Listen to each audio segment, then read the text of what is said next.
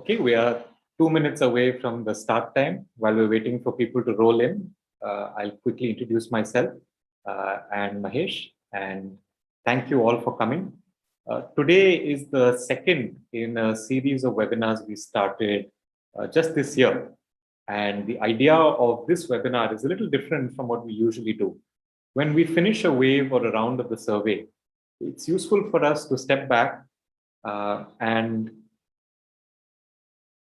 take stock of how the last wave went and to tell you about how we executed the survey and also give you some interesting tidbits, some ideas for all of you to go and explore further. That's what we aim to do from these stories webinars.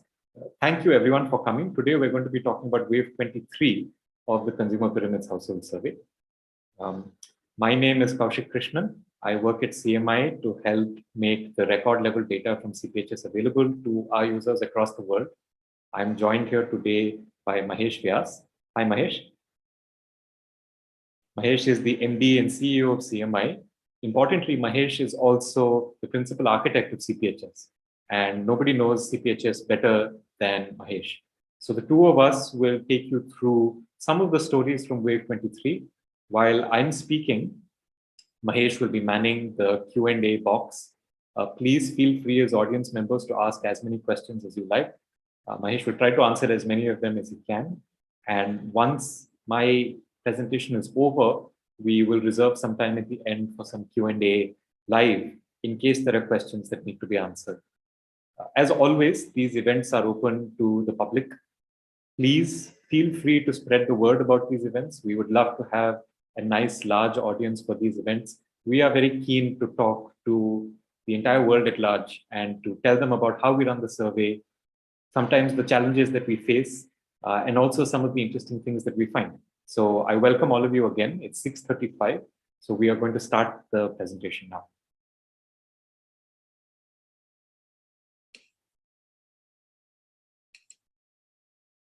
Mahesh, if you can confirm that you can see my screen, that would be useful. Yes, I can see your screen. Okay, great. So let's begin. Hi, everyone. Thanks again for coming. Today, we're going to be telling you some stories from Wave 23 of the Consumer Pyramids Household Survey. This wave started on the 1st of May of this year and ended on the 31st of August. The data from Wave 23 is already available to our subscribers.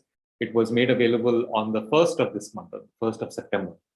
And we have been looking through the data just as many of our other users and subscribers have. And after going through it, we have a couple of stories to share with you today. But before that, let me give you a quick introduction for any of you who are new on what CPHS is, what this talk is all about. CPHS is India's largest regular household survey. In fact, we are today the world's largest household panel survey. Most of you in the audience already know this, but a panel survey is just a survey where you interview the same survey units over time. In this case, our units are households. What that means is that we interview the same households over time every time we conduct the survey. Today, we have already completed 23 waves of data collection since the survey began. We have a sample size of 178,677 households spread across India. We cover 99% of India's population.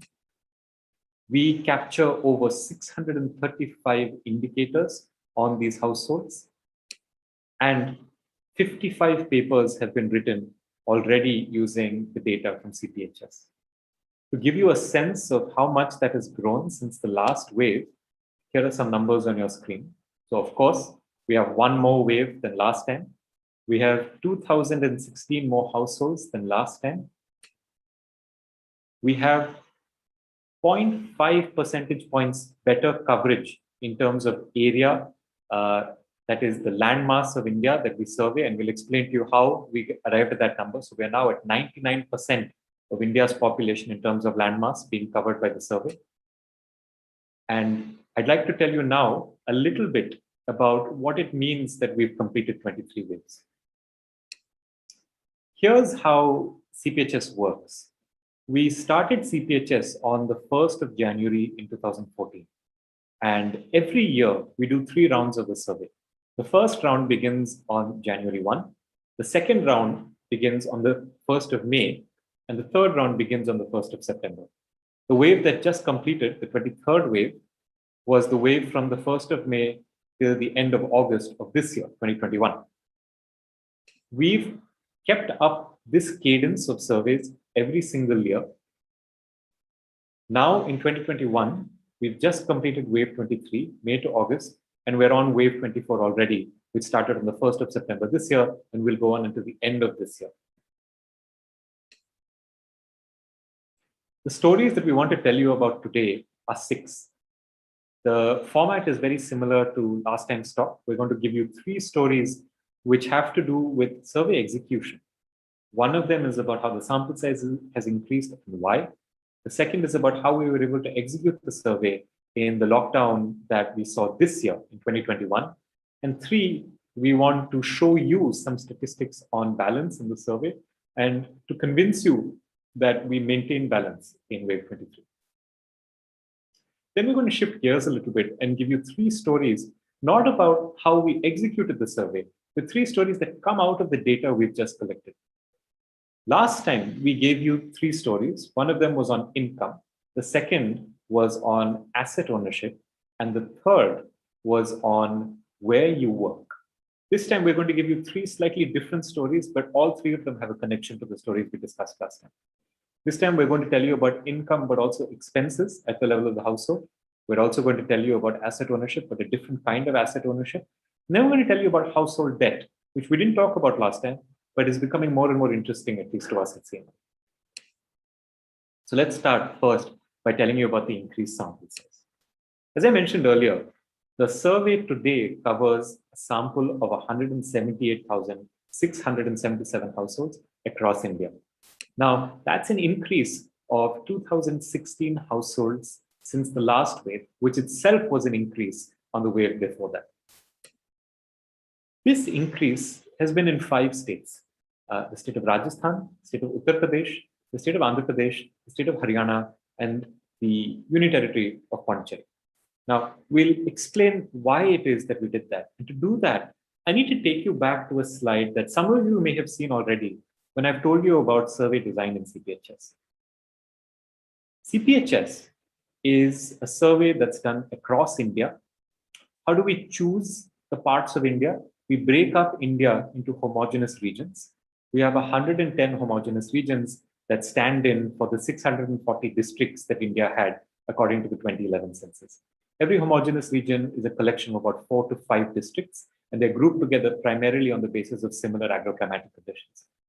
Every homogeneous region, each of the 110 homogeneous regions, can have up to 5 substrata, 1 rural stratum, and 4 substrata that are all urban, but vary in terms of the kind of cities that we have in urban India. That is the small town stratum, the medium town stratum, the large town stratum, and the very large town stratum. To give you some sense of the magnitudes of this, very large towns would have a population of individuals of approximately over 1 million people, according to the 2011 survey, the 2011 census, excuse me. Small towns, on the other hand, would have a population of a little under 100,000 people, according to the 2011 census. So 5 substrata in every homogeneous region: rural, small towns, medium towns, large towns, and very large towns. 110 homogeneous regions in total mean that there are 550 strata. Now, not all of these strata exist. For example, you might go into a certain part of Chhattisgarh or Jharkhand, and there may simply not be any very large towns in that homogeneous region.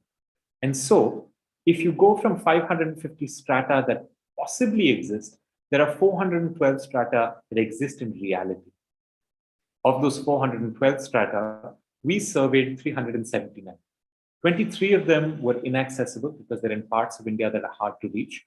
10 of them were scheduled for eventual execution and inclusion in the survey at some future date. At 379 strata, we were already doing really well. That accounted for 92% of all possible strata, and importantly, 98.5% of where India's population lived according to the 2011 census. This wave that is wave 23, we've managed to make inroads into some of those strata that were scheduled for execution. In particular, we've included new strata in 6 regions. They are in Pondicherry, in Rajasthan, in Uttar Pradesh, in Haryana, and in Andhra Pradesh. You can see the six strata listed on your screen on the right-hand side. By doing that, we now cover an even larger portion of India. There was only 1.5% of India missing in terms of population. But now, by including these 6 new strata, we cover something in the range of 99% of India's population in terms of landmass. So 93.4% of all possible strata and 99% of India's population. This is the 336 households that we see in Rajasthan, the 672 households we see in Andhra Pradesh, in Uttar Pradesh, 336 households in Andhra Pradesh, 336 in Haryana, as well as 336 in Pondicherry. Okay, with sample size out of the way, let us tell you a little bit about how we executed the survey during the lockdown. We had an average response rate in wave 23 of 65.65%. Now, that is a decrease from wave 22. But in wave 22, that was January to April of this year, and there was a little bit of lockdown in the end of April. But compared to that, wave 23 was executed in far more stringent lockdown conditions. And so you see a decrease compared to the previous wave in response rate, and it is decreased by 7.8 percentage points. If you look at the response rate broken down by months, you can see that May was the month that was the worst affected. We had a response rate in May of 45%. In contrast, by August, we were up at 75.9%. We made fairly strong gains every month. Now, if you look at one measure of the stringency of lockdowns, which is produced by Oxford University, and if you take, just for the sake of argument, one definition of lockdown, but you could use many, you could say that a lockdown was whenever India breached 80 points on a scale of 0 to 100 when it came to stringency. And by that definition, you can see that there's one lockdown that started on the 22nd of March of last year, going on till the 1st of October of last year, and a second lockdown that started on the 10th of May this year, and that went on until effectively the end of July of this year as well. Keep those broad windows in mind, and let's now look at our response rates. As you can see, our response rates fluctuated a lot. They fell during the first lockdown, and they also fell during the second lockdown. In particular, if we zoomed into those same periods as we demarcated using the Oxford Index of Stringency and classified them as lockdowns 1 and 2, you'll see some interesting trends when you look at lockdown 2 and our performance in lockdown 2 compared to our performance in lockdown 1. First, as you can see, there was a sharp drop in response rates in May. We fell to 45% in May. But that was not as severe a drop as in April of 2020. If you can see now on your left-hand side screen, you can see that in April 2020, we fell all the way down to 30%. Second, we had a better response rate recovery in lockdown 2 compared to lockdown 1. So in lockdown 1, by the end of lockdown 1, we were only at about 65.6%. Whereas in lockdown 2, by July, we were already at 75%. As you can see, despite the lockdown, despite the difficulties that the lockdown creates, we've still managed to do a very good job and a better job compared to lockdown 1. Now, if you want to know more about how we conducted the survey during the lockdown, there's a very detailed note that Mahesh has written on conducting the survey during the first of these lockdowns, which happened in 2020. That note, along with all of our other documentation, is available on our website. Our website is consumerpyramidsdx.cmi.com. Many of the processes that we followed in that lockdown were also followed in the second lockdown. Chief among them was a transition from in-person surveys to telephonic surveys when it was not possible or feasible for us to have feet on the ground. I'll tell you a little bit more about that in the coming slides. If you want to know more in detail about how we managed lockdown 1 in particular, please go ahead, read that note. There's also an accompanying video that you can find on our YouTube channel. All the videos that we do go up on our YouTube channel. Our YouTube channel is just simply CMIE India, and it's very easy for you to find. But with response rates out of the way, I'll move to the other thing that I just told you about, which is the fraction of accepted interviews that were conducted face-to-face. So in wave 23, the fraction of accepted interviews that were conducted face-to-face was 88.41%. Again, compared to wave 22, there was a decrease of 9.2 percentage points. And that's because we were operating in lockdown conditions as before. What is remarkable to note, though, is how quickly we were able to ramp up again compared to the previous lockdown. I'm not going to show you a comparison to the previous lockdown because we have so much material to cover, but you can see here in the improvements over the months that in May 21, we started at about 62%, 61.9% face-to-face accepted interviews as a proportion of all accepted interviews. By July, we were at 96%, and by August, we were at 98.3%. So we are much better equipped to be able to conduct interviews face-to-face as much as possible where it is safe and where it's feasible to do so in the second lockdown. Another question that people often ask is, well, was there any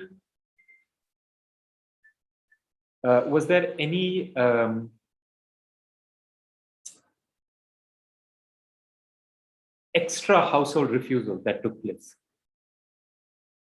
As you can see in wave 23, household refusal was actually quite low when it comes to the reasons for non-response. Only about 1.95% of households were non-responders due to household refusal.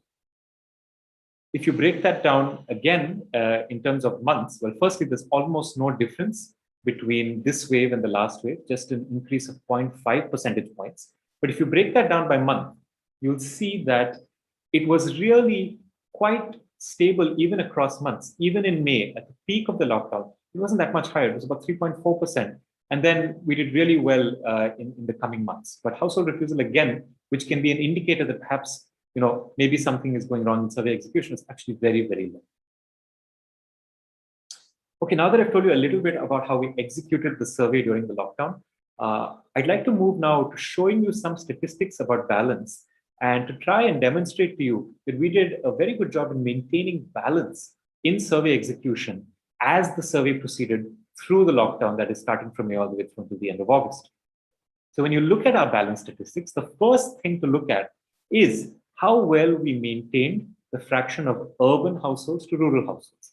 The survey design requires us to maintain or implies that 64.45% of the sample should be urban households. In reality, 67.31% of the sample were urban households, and that's really quite remarkably good.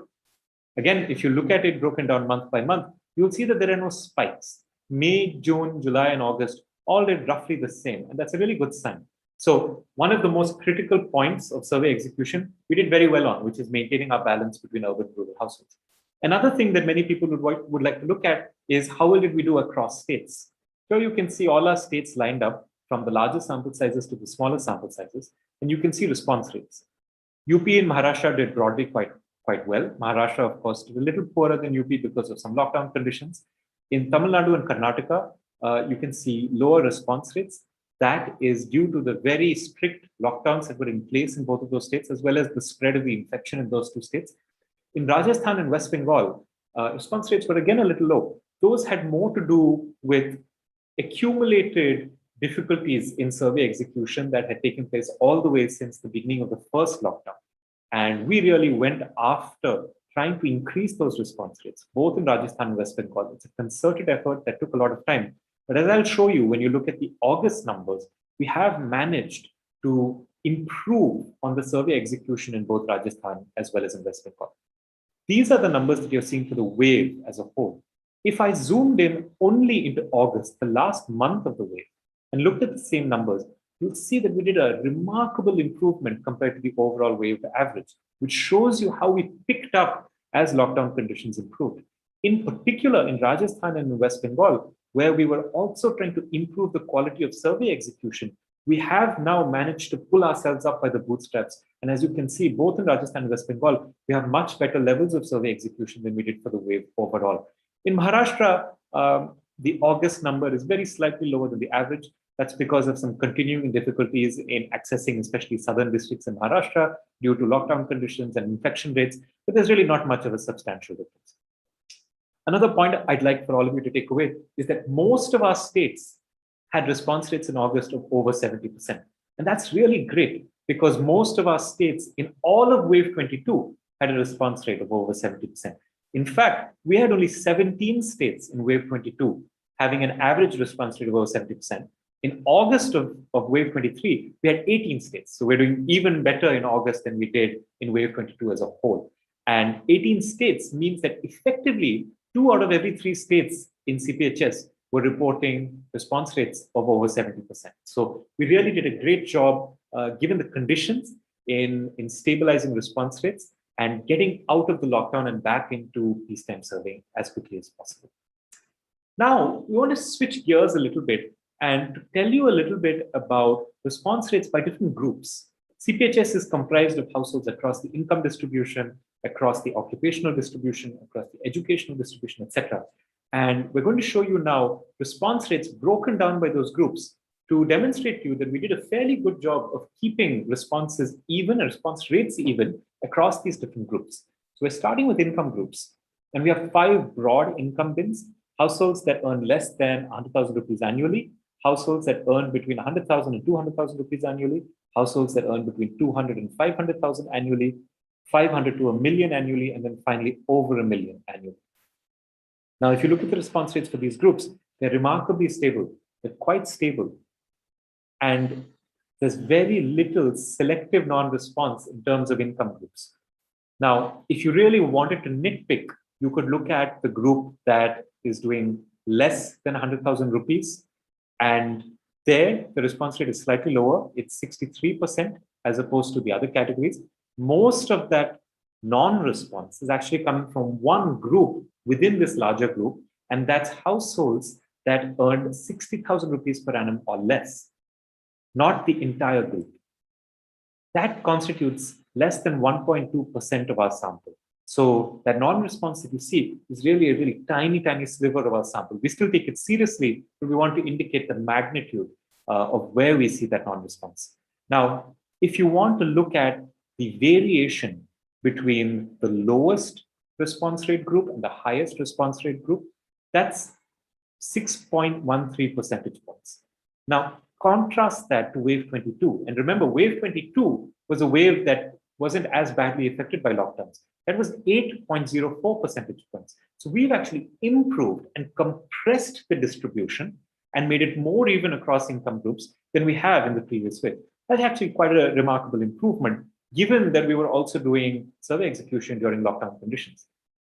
And that drop that we saw in wave 22 in that first group, that drop was actually spread across a larger group of households. In fact, that included households all the way up to households that earned 70,000 per annum or less, as opposed to 60,000 per annum or less. That group constituted 3% of the sample. This constitutes just 1.2% of the sample. So we've shrunk the distribution. So we're not as wavy as before. And the portion of the sample where there is some non-response is even smaller than before. Despite that, we're going to continue to really watch this carefully and improve our response rates even further. But we have done quite well compared to previous waves and in lockdown conditions. Now, I'd like to show you the same kind of idea, but this time broken down by occupation groups instead of income groups. We have 5 broad occupation groups: others, farmers, business people, small traders, retired, and salaried people.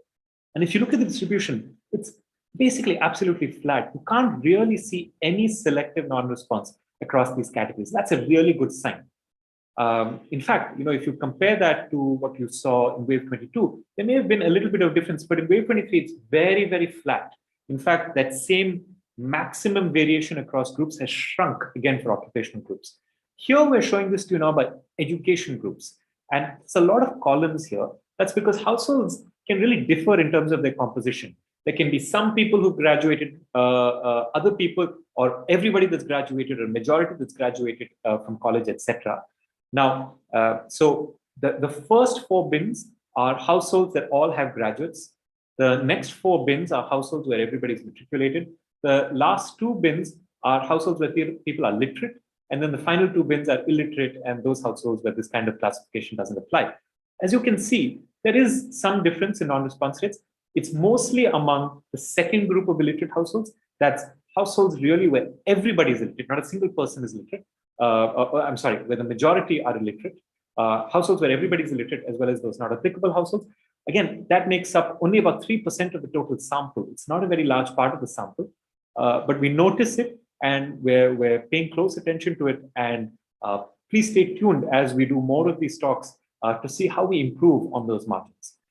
I'd like to point out again, it's only about 3% of the total sample. And just like wave 22, the maximum variation between the lowest number and the highest number, that's actually shrunk. So compared to wave 22, we have made an improvement and we will continue to make those improvements. Okay, now that we've taken you through the three big stories about execution, let me summarize them really quickly. We've increased our sample size. That's been strategically done in certain locations because we were not in some strata. Most of them were medium town strata. One of them was a small town strata. We've gotten into those areas. Of the 10 strata that were accessible to us, but not yet surveyed, we are now in 6 of them, with only 4 of them remaining. That has bumped up our coverage of India, and we now cover the proportion of India's landmass that accounts for 99% of India's population. That's part 1. Part 2 is the lockdown in May did hurt our execution. Our response rates did fall, but they did not fall nearly as sharply as they fell in the previous lockdown. They rose faster than they did in the previous lockdown, and we're already back to 75% in August, which was close to the average for all of wave 22. So now we're going to start gunning again to get back to our historical average of between 80 and 85% in terms of response rates. Then finally, in terms of balance, whether it's rural urban, which is something that's implied by our survey design, whether it's across states, whether it's across income groups, whether it's across occupation groups or education groups, we've done a fairly good job of maintaining balance. There are still some small areas for improvement, and we continue to look and focus at those areas to improve even further. With those 3 stories out of the way, I'm going to move to 3 other stories. These are not stories about how we executed the survey. These are stories that came out of the survey, from the data in the survey. And these are stories that all of you as users of our data can find for yourselves. And we're just highlighting them to you in case you find them interesting, in case you think it deserves more digging into, more explanation. These are very simple, stylized facts. And we are sure that many of you will get excited by this and come back to us with really interesting research and hopefully lots of questions as well. So the first of these stories is very similar to a story I told last time, which is about income, but we're adding on one layer, which is about expenses.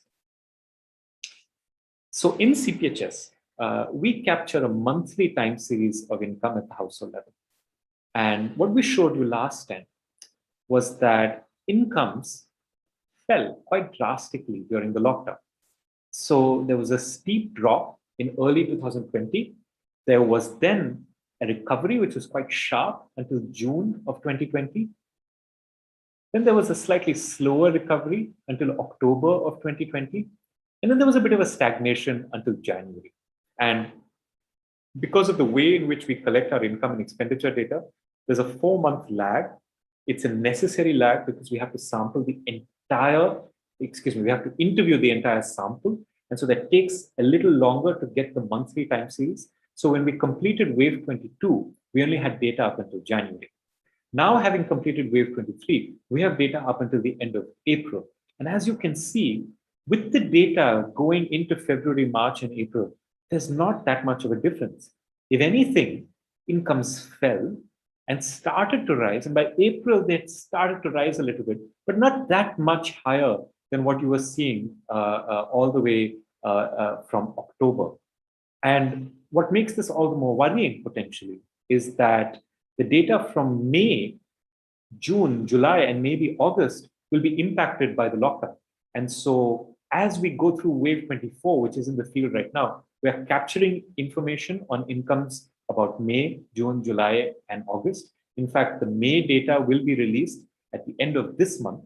And it'll be very interesting to see how much of that recovery in incomes, the little blip that you see in April, actually extends into May, or do you see a collapse again in May, which could have some very serious consequences when it comes to income growth in households in India.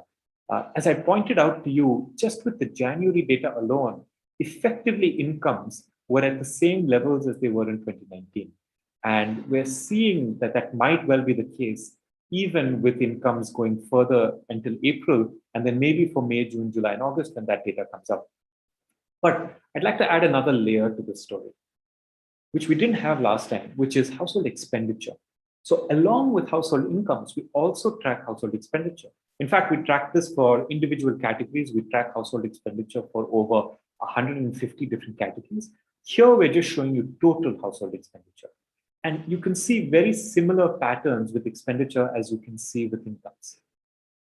In fact, if you look at household expenditure for the month of April, that was 11,557 rupees.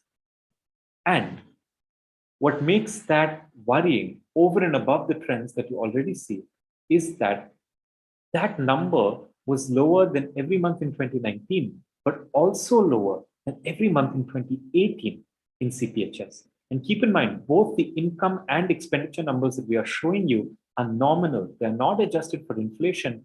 And all of this is happening during a period where inflation rose. So you have very, very flat and quite depressed consumption expenditure, where even in April, consumption expenditure was lower than every single month in 2018 and 2019. Now, we're eager to see how this plays out in the months to come. Just like with income, consumption expenditure data for May will also be available at the end of this month. That's the month of September. And we'll continue to roll that out every month as the data comes in. So please keep an eye on that. As researchers, those of you interested in income and expenditure, there's really something quite serious that's happening. And we thought that we would just highlight one or two small stylized facts, just as interesting tidbits. We're going to move to some other tidbits now. Having shown you income and expenses, I want to talk to you a little bit about asset ownership. Those of you that joined us for the stories from last Wave's talk will remember that I showed you asset ownership information for consumer durables, things like televisions, fridges, air conditioners. And we showed you that consumer sentiment was quite low because there was really very, very, very little appetite to purchase those kinds of assets going into the coming 4 months. This time, we're going to show you something a little different. And this is motivated by the third stylized fact that we showed you from the results from last wave, which was that you saw a huge migration of labor into agriculture. And we hypothesized, and this is something Mahesh has written extensively on, both in Economic Outlook, which is a service that we run, but also in his columns of Business Standard, which is that there's likely an overheating of the agricultural labor market.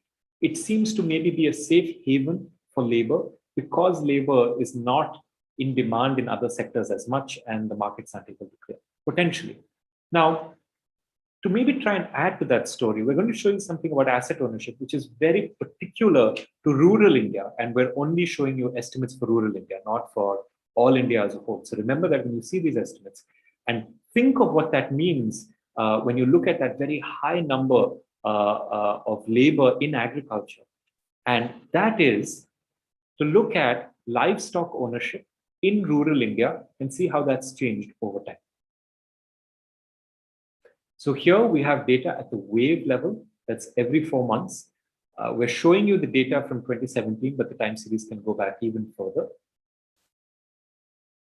As you can see, in May to August, which is the wave that we just completed, wave 23, livestock ownership in rural India was just 32.78%.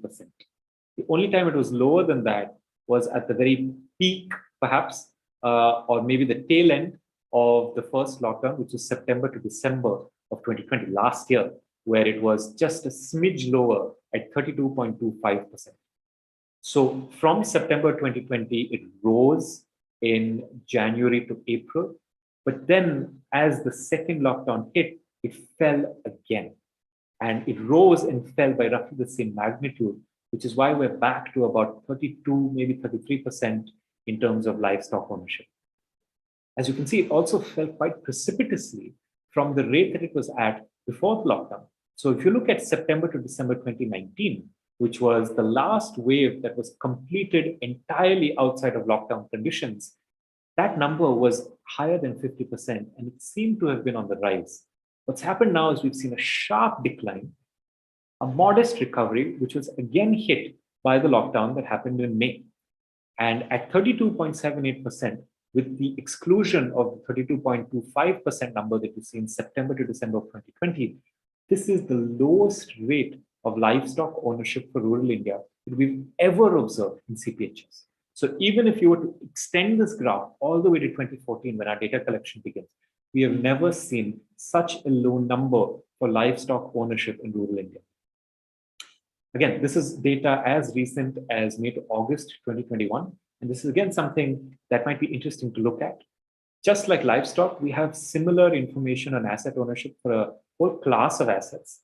If you're interested in rural India, we have things like livestock, we have things like tractors, we have things like generators. If you're interested in urban India or all of India, we have information on air conditioners, on coolers, on televisions, on refrigerators, on cars, on two-wheelers. The car and two-wheeler data is even broken down by the segment. So you have luxury cars and you have budget cars, for example. All of this information includes not just ownership at the moment, but also whether you purchased any of these assets in the previous 120 days. We also, very importantly, have information on whether you want to purchase or you plan to purchase any of these assets in the coming 4 months. So that's a forward-looking indicator. All of that data is there in consumer pyramids, and we encourage you to take a look at it. In fact, you could potentially even use the information that we give you on forward-looking behavior to see what households were saying in May and August about whether they intended to purchase livestock in the future. This is just one snapshot from some of the data that we have. And we hope that you'll look at the data and find even more stories that are interesting from CPHS when it comes to asset ownership. We have one last story for you today, and that story is about household debt. Now, this isn't a story that we told you last time. We're doing it because we want to try and highlight another part of CPHS that we think is really important and interesting. Last time we told you about the labor force. So instead, this time, when it comes to household debt, we're going to focus on one particular kind of debt, which is when the household takes on debt only for the purpose of repaying some earlier obligation. We capture many purposes for household debt. We know whether household debt is taken out for, say, a marriage expenditure or for consumption expenditure or as a housing loan or as for a business expenditure, all kinds of things, various different purposes. We also know for every single loan, both the source as well as the purpose. So that means that we know that you have potentially a consumption expenditure borrowing from your neighborhood shopkeeper, which is quite likely, or you have a housing loan from a bank, or you have a car loan from an NBFC. The good news is on sources, we capture both formal and informal sources. So we know about loans from self-help groups, we know about loans from local money lenders, we know about loans from family and friends. We know all of this in addition to the information that we have on purpose. So that helps you paint a very rich picture of the kinds of loans that households are taking. But right now, just to paint a very simple picture, but a very provocative picture, we're going to look only at one indicator, which is households that have taken on debt, regardless of the source of the debt, for the purpose of having to repay an earlier obligation.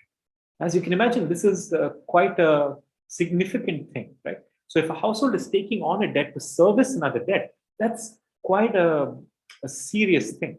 And so when you look at this picture, again, we've truncated it in 2017, but the data goes back all the way to 2014. The households that take on a debt to repay an earlier debt have really risen to the highest number that we've ever seen in CPHS again. So you are seeing 5%, slightly above 5%. And this number has gone up. What's interesting to note is that it was actually quite stable through the first lockdown.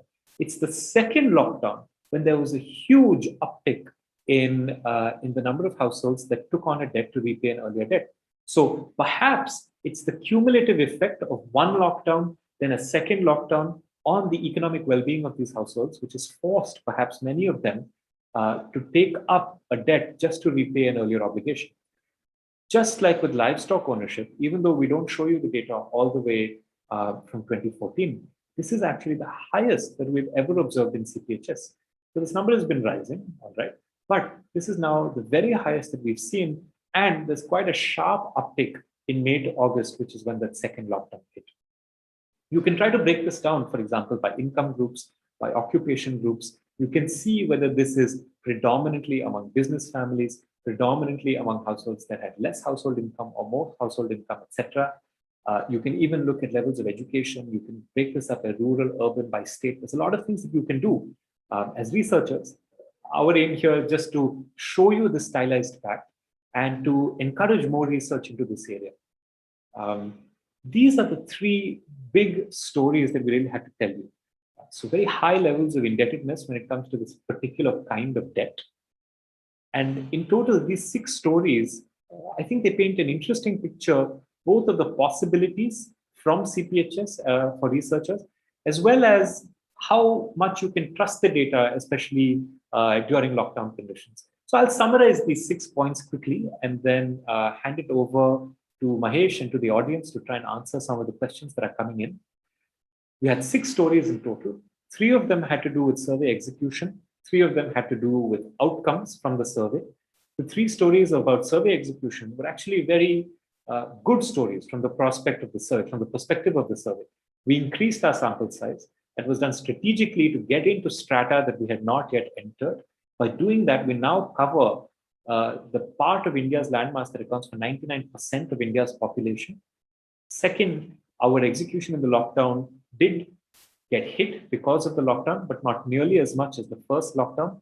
We ended with an average response rate of 65.65% and a response rate in August of 75%. So we really managed to get out of that quite well. The lowest response rate was in May of 45%, which was still higher than what we saw in April 2020 during the first lockdown. So whether you look at it as the lowest response rate, the highest response rate, or the speed of the recovery, our performance in CPHS for the second lockdown has been much better than the first lockdown. While doing that, we managed to maintain balance. We managed to maintain rural-urban balance.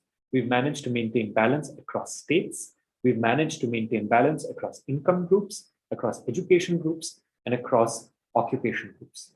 Then finally, we show you 3 very provocative, actually 4 very provocative stories.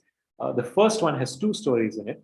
On incomes have continued to stagnate into April 2021, and we're eager to see where this goes as the new data on incomes come out.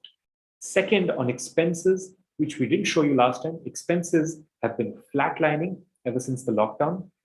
They are at the lowest, not the lowest, they're at the same point, or rather, they were lower than every single monthly average expenditure for both 2018 and 2019 combined.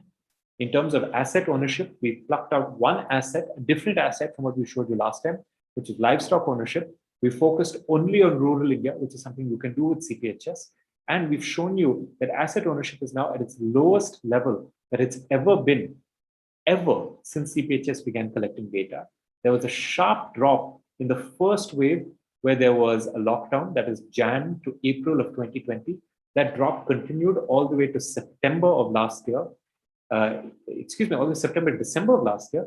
It recovered slightly at the beginning of this year, but when the next round of lockdowns came around, it got hit again. And at 32%, it's the lowest that we've ever seen in CPHS.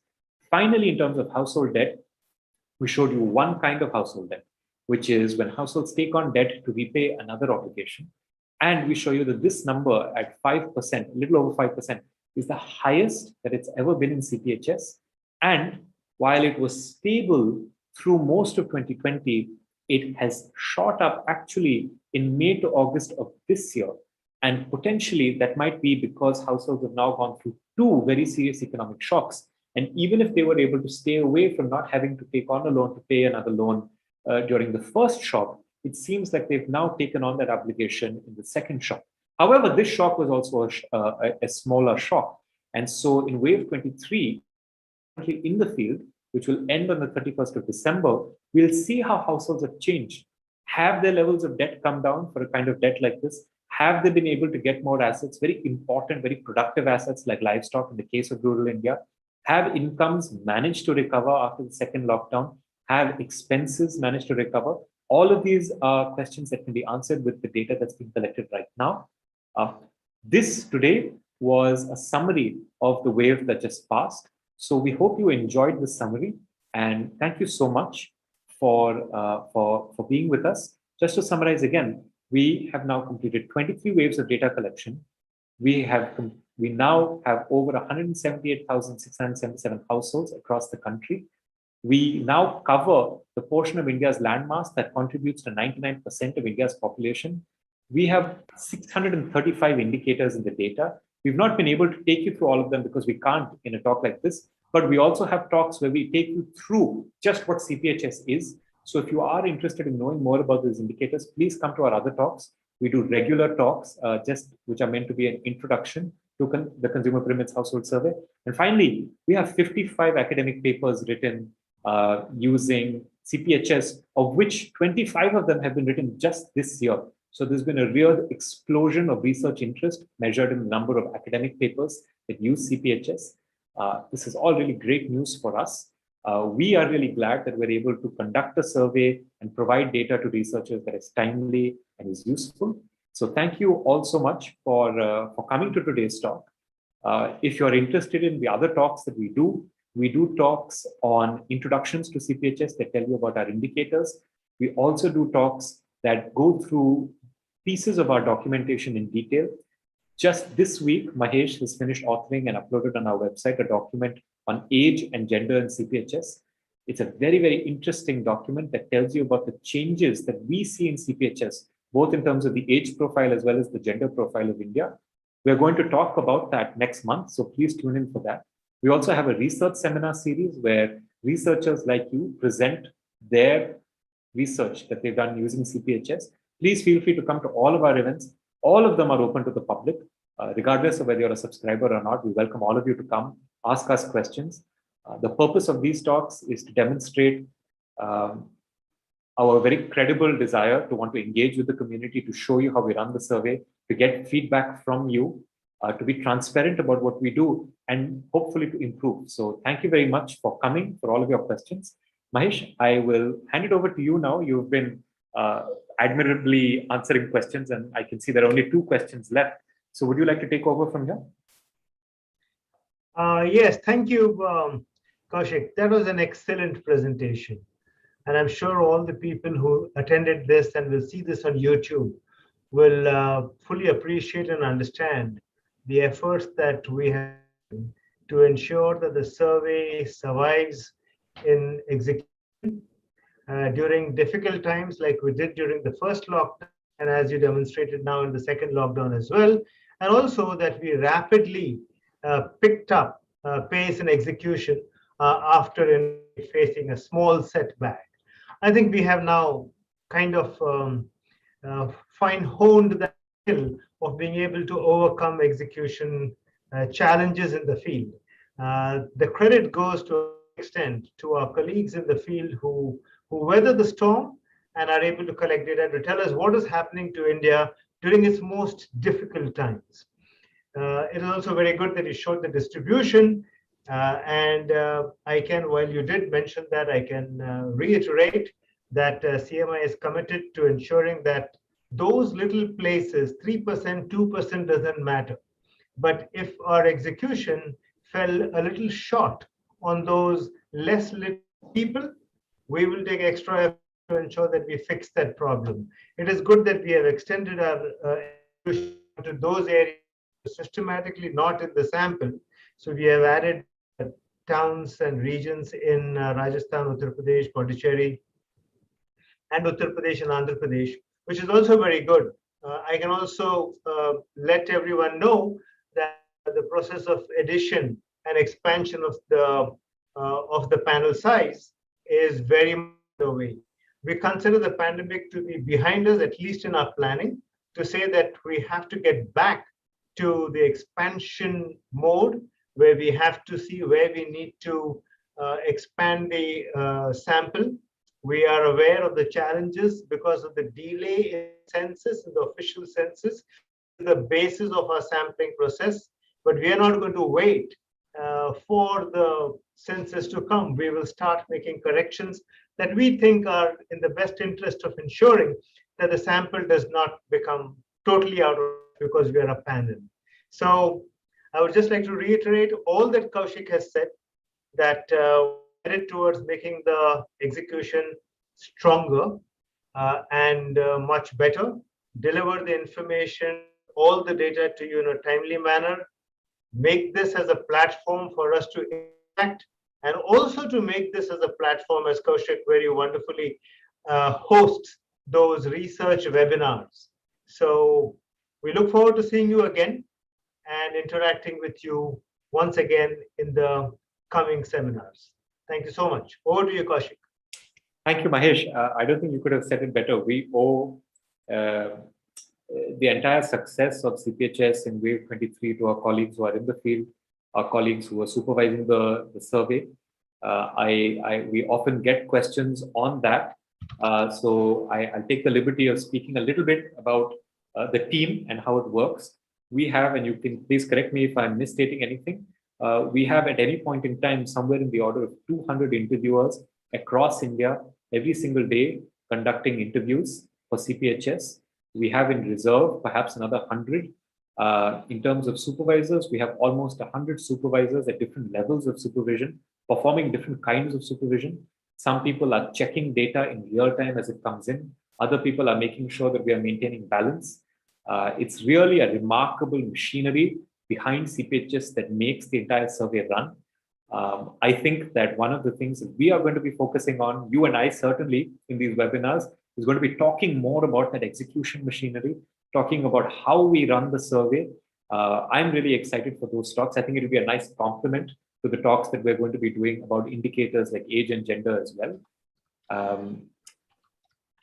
And one last point, Mahesh, that you had said, which is now that the pandemic is behind us, we are really not resting on our laurels. We continue to expand the sample and continue to improve it.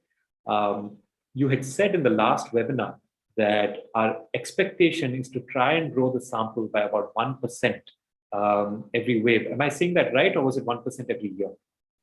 No, it was a little less than 2%. It was around 1.8%. It's more in urban and less in rural. But that's not the only rate at which we will grow now. Like I said earlier, that because we can't wait for the census, we require to take other measures to ensure that we are not falling short in any way.